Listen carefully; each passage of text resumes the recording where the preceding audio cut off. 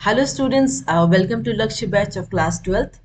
Today we are going to discuss about the post-fertilization structure and events. That is, we are going to complete the sexual reproduction in flowering plants today. In the next class, we are going to start the human reproduction. अगर आपको content अच्छा लग रहा हो तो like share and subscribe जरूर करें. Okay तो मैं चाहती हूँ आप सेशन के एंड तक बने रहें और आज का क्लास को बहुत इंटरेस्टिंग वे में डिस्कस करेंगे. Okay so let's start it with the positive energy. चलिए सबसे पहला बात करते हैं post fertilization structure and events. Okay इसका मतलब क्या है कि फर्टिलाइजेशन तक हमने कर लिया था पिछले क्लास तक. फर्टिलाइजेशन के बाद क्या स्टेप होते हैं, सीड कैसे फॉर्म होता है ना, फ्रूट कैसे फॉर्म हो रहे हैं, किस टाइप्स ऑफ फ्रूट्स होते हैं, उसके बारे में आज की क्लास में डिस्कस करने वाले हैं. अबाउट द जिस्ट मैंने बता दिया. अब स्टार्ट करते हैं. ठीक है, जो प्राइमरी एंडोस्पर्म है, प्राइमरी एंडोस्पर्म न्यूक्लियस जो है वो एंडोस्पर्म फॉर्म करते हैं. That means endosperm formation precedes embryo formation. That is embryo formation के बाद endosperm formation होता है. ये क्या है, प्राइमरी एंडोस्पर्म न्यूक्लियस. ओके चलिए अगर हम जाइगोट की बात करें, जाइगोट क्या कन्वर्ट करते हैं एम्ब्रायो में. ओवरी फ्रूट को, जो ओवरी था वो ओवरी जो है फ्रूट्स कन्वर्ट हो रहे हैं. जो ओवरी की जो वाल है, बाहर वाली वाल, जैसा कि मैंने कहा था, वो फ्रूट वॉल को रिप्रेजेंट कर रहे हैं. जो ओव्यूल होता है, ओवरी ओव्यूल, ओव्यूल के अंदर सीड रहता है. जो ओव्यूल का वाल होता है उसको सीड कोट कहते हैं. मतलब देख लीजिए, जो ओवरी का वाल होगा उसको फ्रूट वॉल कहते हैं. जो सिड आई मीन जिस सिड का ओव्यूल में है तो उस ओव्यूल के वाल को क्या कहेंगे, सीड कोट. ओके तो आज के क्लास में इसी के बारे में डिस्कस करने वाले हैं. चलिए सबसे पहला बात करते हैं एंडोस्पर्म. एंडोस्पर्म क्या है, ट्रिपल फ्यूजन. ट्रिपल, तीन फ्यूजन होते हैं. ठीक है, एंडोस्पर्म में जैसे कि मैंने पिछली क्लास में बताया था आपको, पहले सिनगैमी होता है, जाइगोट फॉर्म होता है, फिर डबल फर्टिलाइजेशन होता है. That means 3N, triple fusion होता है यहाँ पे. ठीक है, पिछले क्लास में ऑलरेडी बताया हुआ है about the double fertilization. It develops from central cell of embryo sac. कहाँ से हो रहा है ये, सेंट्रल सेल. ये इस तरीके का था ना, सेंट्रल सेल में दो पोलर न्यूक्लियस थे, तो यहाँ से जो है एंडोस्पर्म की डेवलपमेंट हो रही है. इट्स जनरली ये क्या है, ट्रिप्लॉइड टिश्यू है. ठीक है, triploid. Okay filled with reserve food materials. Endosperm का काम क्या होता है, वेरी इंपॉर्टेंट, इसका फंक्शन क्या होता है, इसमें रिजर्व फूड मटेरियल्स होता है. दैट मीन्स एंडोस्पर्म क्या करता है, फूड स्टोरिंग टिश्यू है, फूड को स्टोर करता है. एंडोस्पर्म का काम क्या है, फूड को स्टोर करके रखना. ठीक है, और इसका फंक्शन क्या है, very important, it is used for the nutrition of the developing embryo. जो एम्ब्रायो एम्ब्रायो ही डेवलप कर रहा है तब तो सीड ऑफ फ्रूट बन रहा है. तो वो एम्ब्रायो को डेवलप करने के लिए क्या चाहिए होता है, एंडोस्पर्म.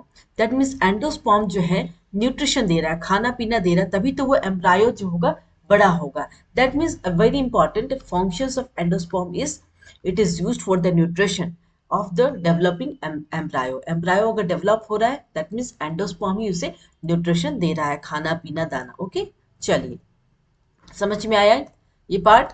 ओके अब एंडोस्पर्म की डेवलपमेंट कैसे रही, mode of development of endosperm. सबसे पहला फ्री न्यूक्लियर एंडोस्पर्म डेवलपमेंट.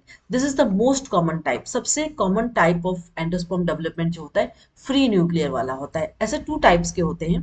पहला हम फ्री न्यूक्लियर वाला डिस्कस करते हैं. This is the most common type of endosperm development. That means primary endosperm nucleus, जो प्राइमरी एंडोस्पर्म न्यूक्लियस है वो क्या करेंगे, it will undergo nuclear divisions to give rise to free nuclei. जब जब भी कहा जाता है न्यूक्लियर डिवीजन, इसका मतलब कैरोकाइनेसिस हो रहा है. दैट मीन्स न्यूक्लियस की डिवीजन हो रही है, ना कि साइटोप्लाज्म की डिविजन्स. दैट मीन्स मल्टीपल, मतलब बहुत सारे न्यूक्लियस डिविजन्स हो रहे हैं.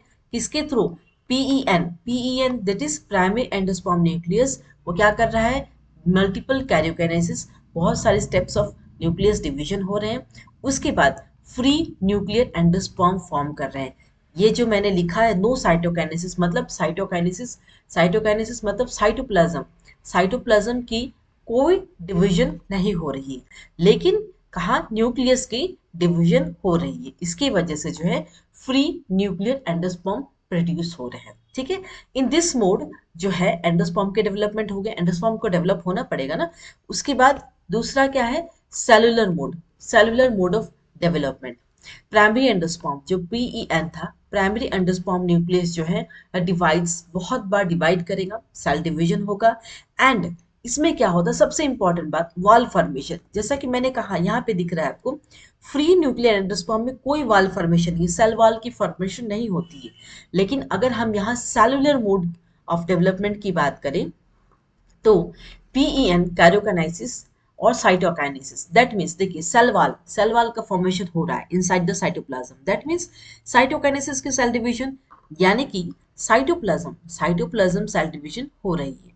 और इवन न्यूक्लियस की भी सेल डिवीजन हो रही है, मतलब यहाँ दोनों सेल डिवीजन हो रहा है, न्यूक्लियस में भी हो रहा है और साइटोप्लाज्म में भी हो रहा है। तो PEN दो दो न्यूक्लियस में डिवाइड हुए, उसके बाद सेलुलर एंडोस्पर्म फॉर्म हुआ विद द, और यहाँ पे क्या होता है, वॉल की फॉर्मेशन हो रही है, दैट मीन्स दोनों सेल डिवीजन यहाँ पे काम कर रहे हैं, न्यूक्लियस का भी एंड साइटोप्लाज्म का भी सेल डिवीजन हो रहा है। एंड दिस दिख रहा है आपको white colour, this is wall formation हो रहा है, तो इसे क्या कहेंगे हम, सेलुलर एंडोस्पर्म। ओके, क्लियर है? चलिए आगे बढ़ते हैं। Fate of endosperm, endosperm is meant for nourishing the embryo, मतलब एंडोस्पर्म का काम क्या होता है, एम्ब्रायो को नरिश करना, एम्ब्रायो को न्यूट्रिशन पहुंचाना ताकि एम्ब्रायो डेवलप हो जाए, उसके बाद सीड हो, फ्रूट्स बने, तभी तो हम खा पाएंगे, है ना। तो एंडोस्पर्म का क्या मकसद, क्या है, मेन मकसद क्या है, एम्ब्रायो को नरिश करना, एम्ब्रायो को प्रॉपर न्यूट्रिशन देना। ओके, टू पॉसिबिलिटीज हो सकती हैं। पहला क्या है, endosperm is consumed during the development of embryo, endosperm is not consumed during the development of embryo. इसका मतलब क्या है, जब जो डाइकोट प्लांट्स होते हैं जिनमें टू कोटिलेडन्स प्रेजेंट होते हैं, कितना, टू कोटिलेडन्स प्रेजेंट होते हैं, two cotyledons, that means two seeded plant, two या टू से मोर, इसको कहते हैं dicots. Okay, that means endosperm जो है अगर कंप्लीटली कंज्यूम हो रही है एम्ब्रायो के डेवलपमेंट में, तो वो किस में हो रही है, डाइकोट्स में हो रही है। लेकिन मोनोकोट्स के केस में क्या हो रहा है, एम्ब्रायो के डेवलपमेंट में एंडोस्पर्म कंप्लीटली कंज्यूम्ड नहीं हो रहे हैं इन केस ऑफ मोनोकॉट्स। उसके बारे में डायग्राम के थ्रू समझेंगे तो और ज्यादा क्लियर होंगे। चलिए, एम्ब्रायो डेवलपमेंट, डाइकोट सबसे इंपॉर्टेंट जो है, मोनोकोट का जो डेवलप एम्ब्रायो डेवलपमेंट है वो आपकी बुक में बहुत डिटेल्स नहीं दिया हुआ है, तो हम पहले डाइकोट के बारे में पढ़ते हैं, मोनोकोट के बारे में भी आपको बता देंगे। ओके, चलिए, सबसे पहली बात, एम्ब्रायो डेवलपमेंट डाइकोट में कैसे होता है, डाइकोट प्लांट्स में, उसके बारे में समझते हैं। जाइगोट, ट्वाइस एंड फर्टिलाइजेशन के बाद का स्टेप तो जाइगोट ही होता है, ठीक है। यहाँ से एम्ब्रायो की डेवलपमेंट कैसे हो रही है वो देख रहे हैं। तो zygote with the help of mitosis cell division embryogenesis होगा, तो जाइगोट से क्या होगा, एम्ब्रायो फॉर्म होगा, that is twice in number of cells होगा। ओके, ये फीमेल रिप्रोडक्टिव स्ट्रक्चर्स गाइनोसियम है, स्टिग्मा है, स्टाइल है, ओवरी है, ये माइक्रोपाइलर एंड है, ऊपर अगर टिप है तो नीचे छलाजा होगा, छलाजा, और ऊपर क्या है, माइक्रोपाइल है। इसके पिछले लेक्चर्स, आप लास्ट लेक्चर्स देखेंगे तो माइक्रोपाइल, छलाजा और अच्छे से समझ में आएगा, बहुत डिटेल्स में दिया हुआ है, already uploaded in the playlist. Okay, ये अव्यूल है, ये एम्ब्रायोसेक है, ये एंडोस्पर्म है, ठीक है, ये twice and that is zygote है, twice and number of cells होते हैं एंडोस्पर्म में। ओके, तो सेल्स कैसे डिवाइड कर रहे हैं ये देखिए, छलाजल एंड है, माइक्रोपाइलर एंड है। तो छलाजल एंड, जो सेल्स छलाजल एंड की तरफ प्रेजेंट है उसको हम क्या कहेंगे, एम्ब्रायोनल सेल्स। जो सेल माइक्रोपाइलर की एंड में प्रेजेंट है उसे हम क्या कहेंगे, सस्पेंसर सेल। सस्पेंसर सेल का काम क्या होता है, वो टू पुश द एम्ब्रायोनल सेल, जो एम्ब्रायोनल सेल है उसको पुश करके कहाँ पहुंचाएंगे, एंडोस्पर्म में पहुंचाने का काम किसका है, सस्पेंसर सेल का। क्लियर है, very much clear about this, ठीक है। दैट मीन्स एम्ब्रायनल सेल का काम, सॉरी सस्पेंसर सेल का काम क्या है, एम्ब्रायनल सेल को एंडोस्पर्म में पुश करना, यही उसका फंक्शन है सस्पेंसर, इसलिए वो सस्पेंड होके रहते, खड़े रहते हैं ऐसे ना, उनको पुश करना है, किसे पुश करना है, एम्ब्रायनल सेल को, कहाँ पुश करना है, एंडोस्पर्म के अंदर पुश करना है। और एक इंपॉर्टेंट बात मैंने आपको बोलना है कि जैसे कि मैंने कहा मोनोकोट एम्ब्रायो में जो है एंडोस्पर्म जो है नॉट कंज्यूम्ड होते हैं, और डाइकोट एम्ब्रायो में जो है एंडोस्पर्म कंप्लीटली कंज्यूम हो जाता है जब एम्ब्रायो की डेवलपमेंट होती है। ओके, चलिए, ये डायग्राम एनसीईआरटी से लिया हुआ है। अब देखिए, सबसे पहले जाइगोट है, twice the number of cells, cell divide हुआ, ये ऊपर वाला क्या हुआ, सस्पेंसर, जैसा कि मैंने कहा, और ये क्या है, एम्ब्रायनल सेल है। ओके, जैसे कि पिछला डायग्राम मैंने बनाया, ऊपर वाला सेल जो माइक्रोपाइलर एंड के ऊपर होगा वो सस्पेंसर सेल होगा, और नीचे वाला जो छलाजल एंड के एंड है वो एम्ब्रायनल सेल्स होंगे। ओके, अब ये सेल जब डिवाइड होंगे तो ये दिख रहा है आपको यहाँ तक, ये पूरा ही 1 2 3 4 5 6 7 8 6 to 10 सेल्स में डिवीजन होगा किसका, सस्पेंसर सेल का। ओके, और ये जो नीचे ऐसा राउंड शेप में बन गया एम्ब्रायो, ग्लोबुलर एम्ब्रायो, तो दैट मीन्स जो नीचे वाला सेल है एम्ब्रायनल सेल है। ठीक है, एम्ब्रायनल सेल जो है सेल डिवीजन करके वो एक ग्लोबुलर एम्ब्रायो बन गया है। तीसरा स्टेप में देखिए हार्ट शेप एम्ब्रायो बना है, देखिए ऊपर दिख रहा है आपको, सस्पेंसर सेल है। ओके, अब जो जो नीचे वाला सेल है एम्ब्रायनल सेल है वो हार्ट शेप एम्ब्रायो बना रहा है। धीरे धीरे सस्पेंसर सेल का काम क्या है, वो एम्ब्रायनल सेल को एंडोस्पर्म के अंदर, ये एंडोस्पर्म है यहाँ पे पुश करता जाएगा। ठीक है, और सस्पेंसर धीरे धीरे डिग्रेड होता जाएगा, डीजनरेट हो जाएगा। सस्पेंसर का जब काम हो गया, सस्पेंसर जड़ गया। ठीक है, तो जो मैच्योर फॉर्म ऑफ एम्ब्रायो होगा वो इस तरीके से दिखेगा, रेडिकल पार्ट, प्लूमूल, ये टू कॉटिलेडन्स। ओके, ये डाइकोट का है, मोनोकोट का नहीं है, याद रखिएगा। डाइकोट में टू कॉटिलेडन्स प्रेजेंट होते हैं, मोनोकोट में single cotyledons. Okay, single seeded plant. Clear, जैसे गेहूं हो गया, मेज हो गया ना, सिंगल सीड होते हैं, उनको हम कहते हैं मोनोकोट्स। क्लियर है अबाउट दिस सस्पेंसर सेल के बारे में, इसकी फंक्शन के बारे में, वो क्या करते हैं, वो क्यों डीजनरेट हो जाते हैं, what's the reason behind that. Okay, चलिए, हो गया। नेक्स्ट ये डायग्राम मैंने बनाया है, पहले जाइगोट हुआ। ठीक है, जाइगोट सेल से, ठीक है, टू सेल्स फॉर्म हुआ, एक सस्पेंसर सेल है, नीचे वाला एम्ब्रायनल सेल है। ओके, जैसे कि जो पिछला डायग्राम बना हुआ है एनसीईआरटी में, उसी को हैंड फॉर्मेशन में बना हुआ है। पहले 6 to 8 सस्पेंसर सेल फॉर्म होंगे, और ये ग्लोबुलर एम्ब्रायो राउंड शेप हो गए, ग्लोबुलर शेप में। उसके बाद हार्ट शेप एम्ब्रायो होंगे, उसके बाद मच्योर डाइकोट एम्ब्रायो फॉर्म होगा। दिस इज, तो ऊपर वाला पार्ट जो है रूट में फॉर्म होगा, नीचे वाला पार्ट जो है स्टेम में फॉर्म होगा। ठीक है, रूट और स्टेम का फॉर्मेशन। क्लियर है, चलिए। Structure of typical dicot embryo, structure कैसा दिखता है डाइकोट एम्ब्रायो का वो देख लेते हैं।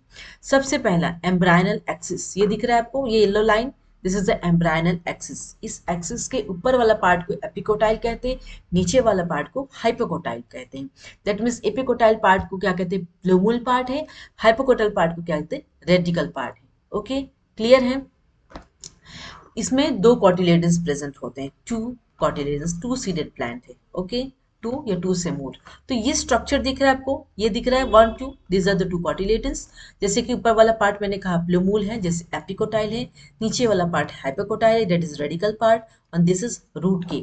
सो दिस इज अ स्ट्रक्चर। जब एक टिपिकल डाइकोट एम्ब्रायो के बारे में सोचेंगे तो this structure represents a typical dicot embryo. Okay, clear है यहाँ तक, आगे बढ़ सकते हैं एवरीवन। चलिए, पार्ट्स ऑफ एम्ब्रायनल एक्सिस। अब ये जो पार्ट्स मैंने डिस्कस किया, एपिकोटाइल, हाइपोकोटाइल, उसके बारे में थोड़ा सा जो है ना सेंटेंस फॉर्म में लिखे ताकि आपको डेफिनेशन याद रहे। Epicotyl, the portion of embryonal axis above, cotyledons के ऊपर वाला हिस्सा को एपिकोटाइल कहते हैं। जो क्या, उससे क्या होगा, एपिकोटाइल से कौन से पार्ट बाहर आएंगे, स्टेम, टिप और प्लूमूल। मतलब एपिकोटाइल से स्टेम वाला पार्ट आएगा, हाइपोकोटाइल से रूट वाला पार्ट आएगा। क्लियर है, नीचे रूट नीचे रहता है, स्टेम ऊपर रहता है। क्लियर है ना, तो स्टेम ऊपर वाला पार्ट जो है स्टेम को निकलेगा, और नीचे वाले पार्ट से रूट वाले निकलेंगे। क्लियर है, दैट मीन्स हाइपोकोटाइल क्या है, the cylindrical portion below the cotyledons के नीचे है, जो which terminates into root tip और रेडिकल है। रूट टिप और रेडिकल, रेडिकल को ही रूट टिप कह सकते हैं। That means the root tip is covered by root cap. ये रूट कैप दिख रहा है आपको, रूट का जो टिप है वो रूट कैप से कवर किए जाते हैं। ओके, क्लियर है about the parts of the embryonal axis. चलिए, endosperm is done, now will discuss about the seed part. A fertilized ovule is called a seed. जब एक ओव्यूल पूरी तरह फर्टिलाइज्ड हो गया है वो सीड बनाता है। ठीक है, तो सीड कितने टाइप्स के होते हैं, पहला एंडोस्पर्मिक और एल्बुमिनस सीड। एंडोस्पर्मिक सीड्स मतलब एग्जांपल क्या है, व्हीट, मेज, बर्ली, तीनों। एम मतलब मोनोकोट, दैट मीन्स ये मोनोकोट सीड्स है, monocot. Coconut is monocot but castor is dicot. इसका मतलब हम कह सकते हैं कि एंडोस्पर्म प्रेजेंट है, एंडोस्पर्मिक मतलब endospermy present. Most of the monocots are, most of the monocots you can say, और कैस्टोर जो है डाइकोट है। इसका मतलब हम ये नहीं कह सकते कि सारे मोनोकोट्स में एंडोस्पर्मिक सीड होते हैं, कुछ डाइकोट्स में है जिसमें एंडोस्पर्मिक सीड्स प्रेजेंट होते हैं। That means all monocots have endospermic seed. You can't say that because dicots में भी है, कुछ exception है। इस वजह से अगर statement assertion reason का क्वेश्चन आता है all monocots have endospermic seed, that means statement is false। Exception है क्या है, ऑर्चिस। ऑर्चिस मोनोकोट्स है बट उसमें एंडोस्पर्म प्रेजेंट नहीं होते हैं। ऑर्चिस देखिए मोनोकोट प्लांट को बिलोंग करते हैं लेकिन उसमें एंडोस्पर्म नहीं है। इसका मतलब हम ये कह सकते हैं कि सारे मोनोकोट्स प्लांट्स जो है उसमें एंडोस्पर्मिक सीड प्रेजेंट नहीं होती है। देखिए मोनोकोट्स प्लांट ऑर्चिड भी है, इसमें एंडोस्पर्म प्रेजेंट होना चाहिए था बट इस प्लांट में एंडोस्पर्म प्रेजेंट नहीं होते हैं। ओके, क्लियर है अबाउट द सीड पार्ट। चलिए आगे बढ़ते हैं।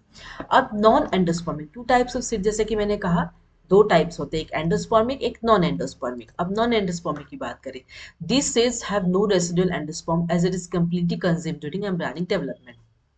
जैसा कि मैंने कहा इट सीड्स में कोई भी रेसिडुअल एंडोस्पर्म जो है ये कंप्लीटली कंज्यूम हो जाते हैं। नॉन एंडोस्पर्मिक सीड जो है वो एम्ब्रियोनिक डेवलपमेंट कंप्लीटली कंज्यूम हो जाते हैं। एग्जांपल क्या है, पी जो कि डाइकोट है, ग्राउंडनट डाइकोट है, बीन डाइकोट है, बट ऑर्चिड जो है मोनोकोट है और ये नॉन एंडोस्पर्मिक सीड है। That means all dicots have endospermic seed. Is the statement correct और फॉल्स? फॉल्स, क्योंकि कैस्टर जो है डाइकोट प्लांट्स है बट उसमें एंडोस्पर्म प्रेजेंट होते हैं।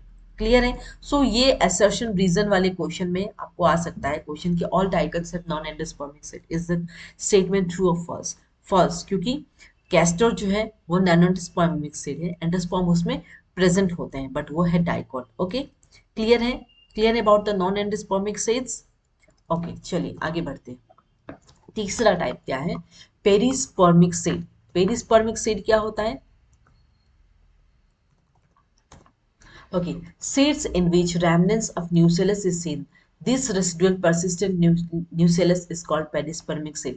कुछ seeds जो है उसका nucellus जो न्यूट्रिटिव सेल्स है उसके कुछ पार्ट्स रेमनेंट्स बच जाते हैं, उसी रेसिडुअल को क्या कहते हैं, जो persistent जो प्रेजेंट रहते हैं after says in which remnants of nucellus. Nucellus का रेमनेंट्स कुछ पार्ट दिखते हैं ओव्यूल में, उसको हम क्या कहेंगे, पेरिस्पर्मिक सीड। एग्जांपल क्या है, black pepper and beet. Okay, अब स्ट्रक्चर ऑफ सीड देख लेते हैं।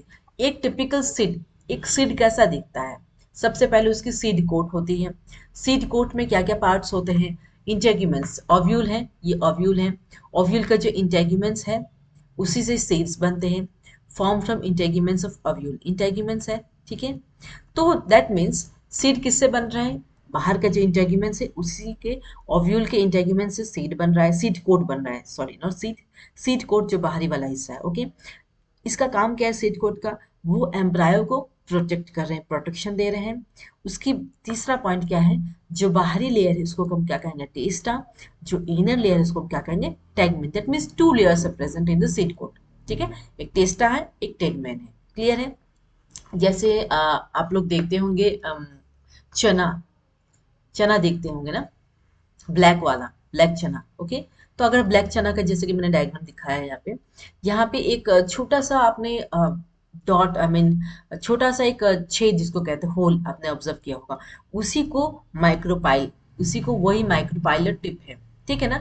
तो अगर हम चना भिगोते हैं तो जैसे कहते हैं अंकुरित चना बहुत हेल्थ के लिए अच्छा होता है, तो ये जो वाटर है ना वो वाटर इसी में जाता है और फिर उसे अंकुरित करता है। ये जो होल होता है यहाँ पे, इसी के थ्रू वाटर जाता है अंदर एंड देन वो स्वेलिंग होती है, मीन वो बड़ा होता है और फिर इसमें बहुत सारे वाइट वाइट कलर के स्प्राउट्स होते हैं। दैट मीन्स उसी के थ्रू जो है पानी अंदर जाता है, इसीलिए इस होल का यही काम है। अगर आप चना जाके खोल के देखेंगे उसमें आपको एक छोटा सा होल दिखेगा, that is micropyle, that is tip. Okay, चलिए, the micropyle remains is a small pore, ठीक है। सीड में एक छोटा सा पोर प्रेजेंट होता है, कहाँ पे, चना में अगर देखें तो।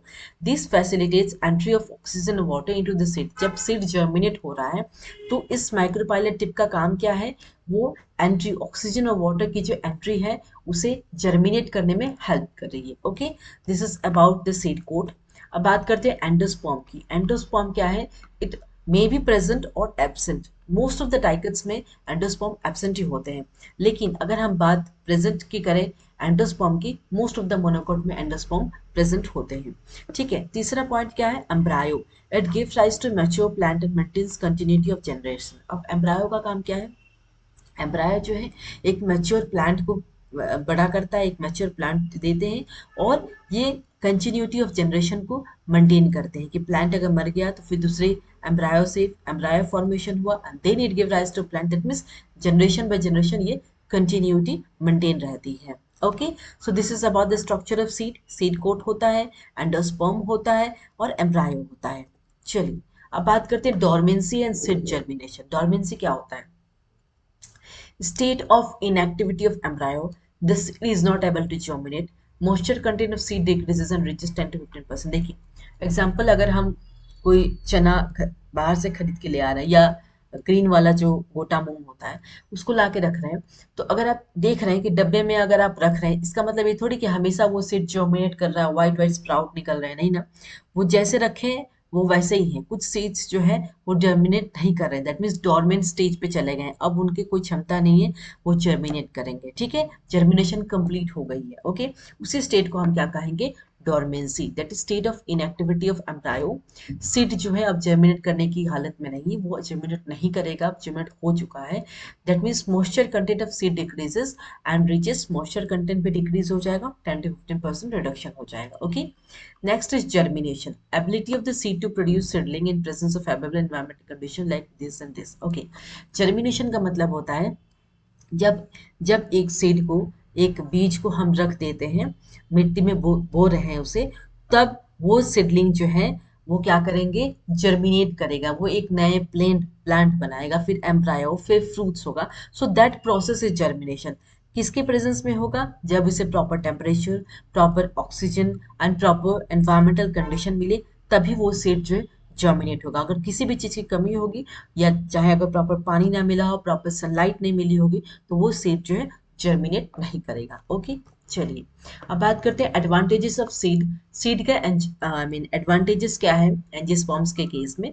ठीक है, seeds have better adaptive strategies for dispersal of new habit, sufficient food reserve करते हैं फॉर, अगर यंग सीडलिंग्स है तो उसकी नरिशमेंट के लिए इसका काम, सेड का काम होता है। Protection is provided to young embryo by the hard seed coat.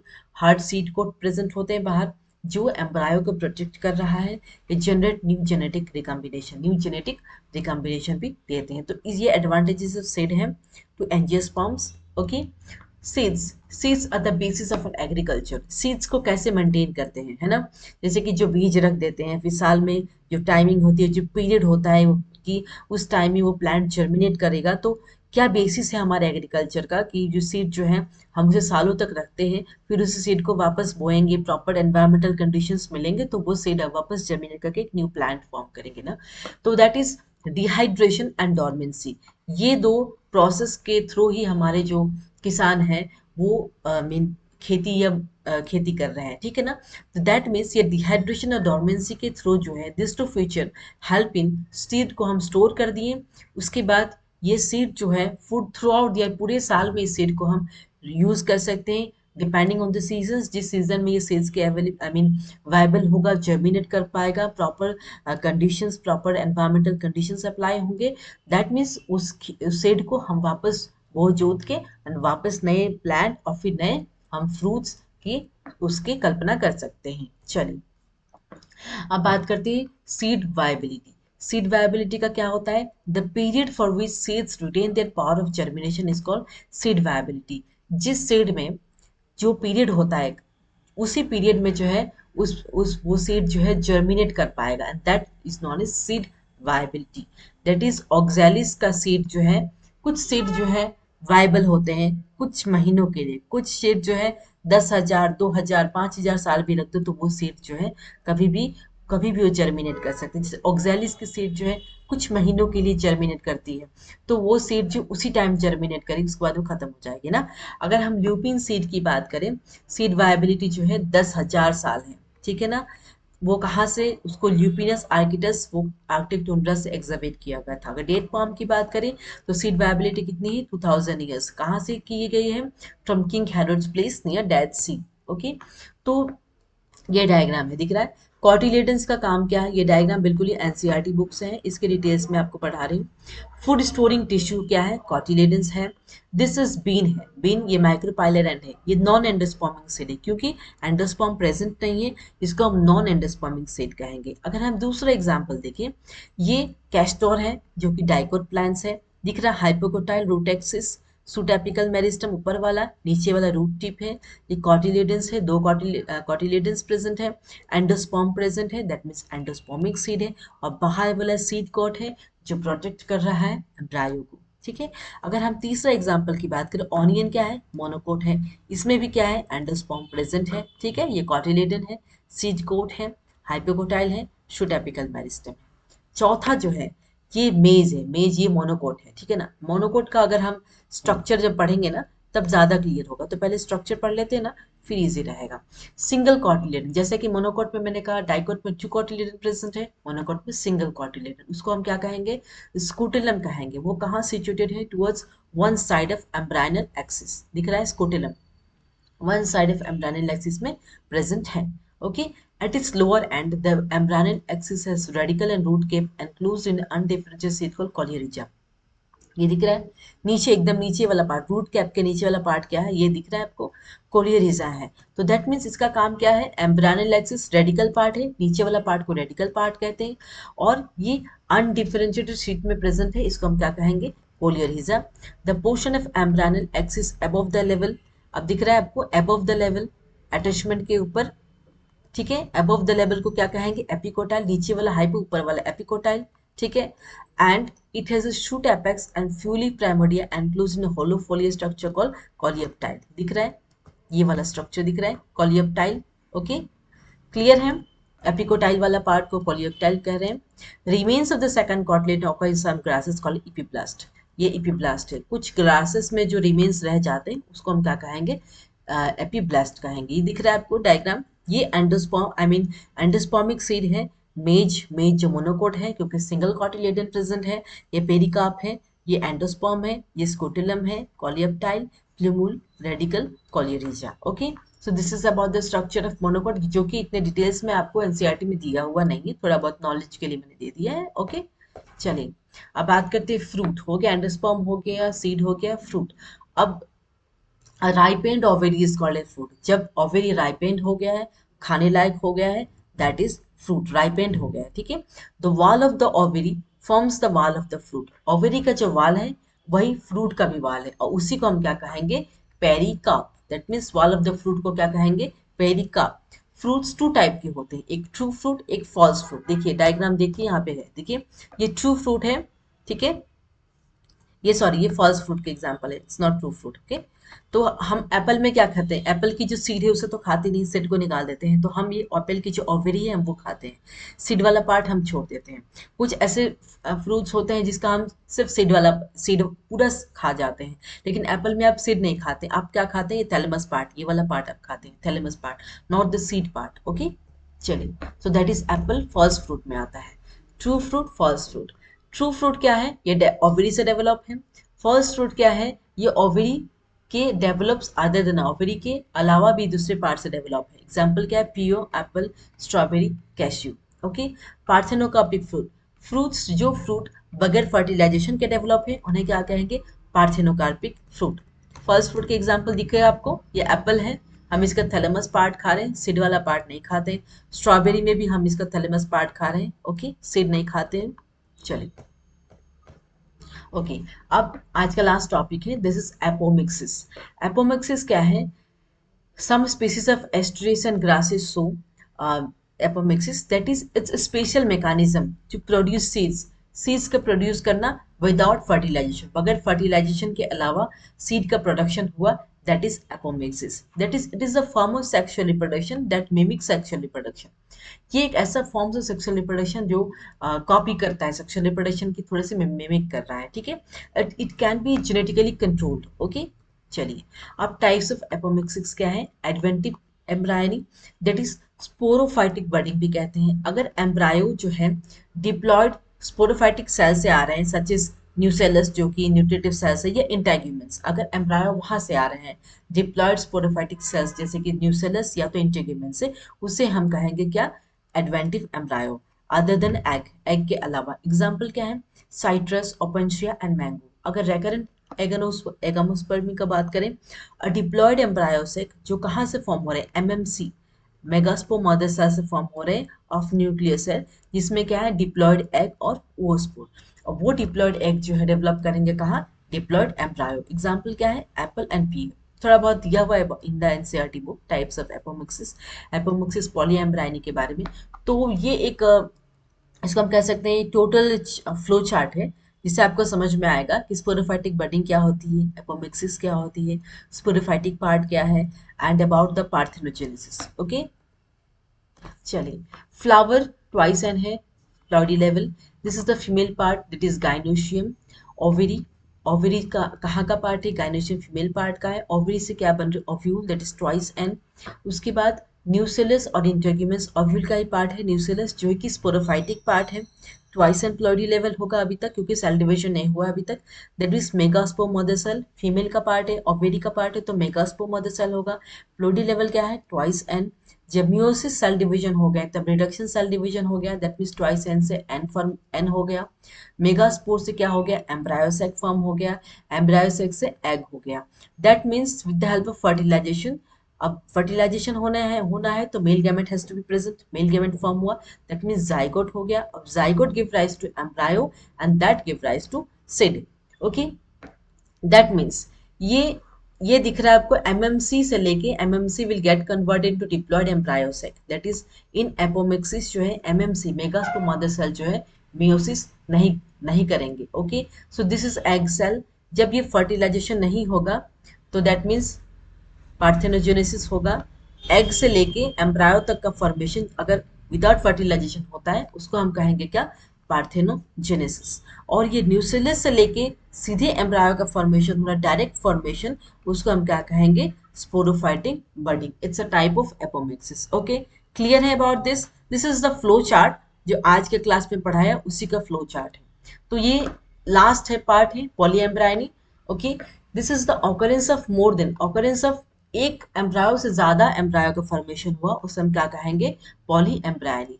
Embryo shown दिख रहा है आपको, zygotic embryo, nucellar embryo and integumentary, this is the integument, बाहर वाला जो प्रोटेक्शन करेगा ओव्यूल को, न्यूसेलस है।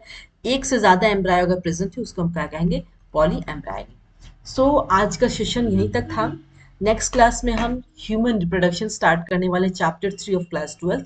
तो आज का सेक्शन कैसा लगा आप कमेंट करके बताइएगा।